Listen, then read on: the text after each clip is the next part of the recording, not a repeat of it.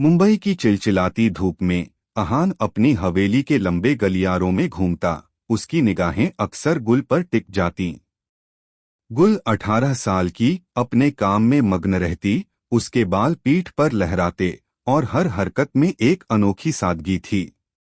अहान की उम्र 29 थी और उसके लिए गुल सिर्फ नौकरानी नहीं थी, वह उसके विचारों पर हावी थी, एक मीठा अनकहा जुनून। उसके दिल में एक अजीब सी हलचल होती जब गुल रसोई में खनकते बर्तनों के बीच गुनगुनाती या जब वह आंगन में पौधे सींचती। एक शाम जब गुल रात के खाने के लिए मेज सजा रही थी, अहान उसके पास आया। गुल, तुम्हें कभी लगा कि यह जिंदगी तुम्हारे लिए नहीं बनी? अहान की आवाज में एक अजीब सी कोमलता थी। गुल ने थाली रखते हुए सिर उठाया, उसकी आंखों में सवाल था। मालिक, मुझे तो बस अपना काम पता है। और मुझे पता है कि तुम सिर्फ काम के लिए नहीं बनी हो। अहान ने उसकी आंखों में देखा, उसकी आवाज गहरी हुई। तुम किसी की प्रेरणा हो, किसी के सपने। गुल का चेहरा लाल हो गया, उसने नजरें झुका लीं। अहान ने धीरे से उसके हाथ पर अपना हाथ रखा। उसकी त्वचा की गर्माहट अहान को झकझोर गई। मैं तुमसे शादी करना चाहता हूँ, गुल, उसने सीधे कहा। उसकी आवाज में कोई हिचकिचाहट नहीं थी। गुल ने चौंक कर उसे देखा। उसकी सांसें अटक गईं। मालिक, आप यह क्या कह रहे हैं? मैं वही कह रहा हूँ जो मेरा दिल महसूस करता है। अहान ने उसका हाथ थामे रखा। तुमने मेरे जीवन में रंग भर दिए हैं, गुल। कुछ दिनों बाद मुंबई के एक छोटे से मंदिर में अहान और गुल ने शादी कर ली।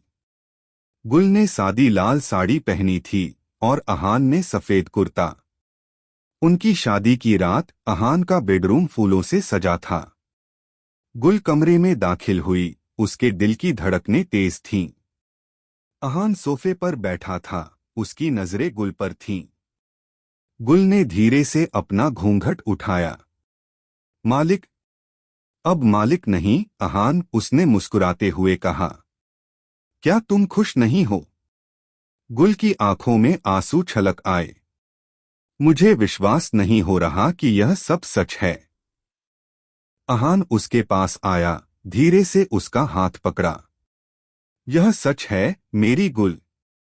सब सच है। उसने उसके गाल पर अपना अंगूठा फेरा। क्या तुम मुझसे प्यार करती हो? गुल ने सिर हिलाया, उसकी आवाज कांप रही थी। बहुत। अहान ने उसे अपनी बाहों में भर लिया। उसकी सांसों की गर्माहट गुल के चेहरे पर महसूस हुई। उसने धीरे से गुल के माथे को चूमा, फिर उसकी आंखों को, और अंत में उसके होठों पर अपने होंठ रख दिए। एक मीठा गहरा चुंबन जो उनके बीच की सारी दूरियां मिटा गया। गुल ने अपनी आंखें बंद कर लीं, उसके होठों पर अहान के होठों का दबाव महसूस हुआ। अहान ने अपने होठों को उसके होठों पर धीरे से रगड़ा। उसकी जीभ उसकी जुबान की नोक पर हल्के से टकराई, एक मीठी सी सिहरन गुल के पूरे शरीर में दौड़ गई। अहान ने उसे और कसकर अपनी बाहों में भींच लिया, उसकी उंगलियां उसकी पीठ पर सहलाती गईं। गुल ने अपनी बाहें उसकी गर्दन के चारों ओर लपेट लीं और उसके चुंबन का जवाब दिया, धीरे धीरे और गहरा। उनके होठों के बीच एक हल्की सी स्लर्प की आवाज आई जब उन्होंने एक दूसरे के स्वाद को चखा। अहान ने अपने चुंबन को गहरा किया, अपनी जीभ को गुल के मुंह में धीरे से घुमाया, उसकी जीभ से लिपट गया। गुल ने अपनी आंखें बंद कर लीं, अपने शरीर को उसके करीब आने दिया, उसकी सांसें तेज हो गईं। उनके शरीर एक दूसरे से चिपक गए, कपड़ों की हल्की रगड़ सुनाई दी। अहान ने अपने होठों को उसके होठों से अलग किया, एक पतली सी लार की लकीर उनके बीच खींची।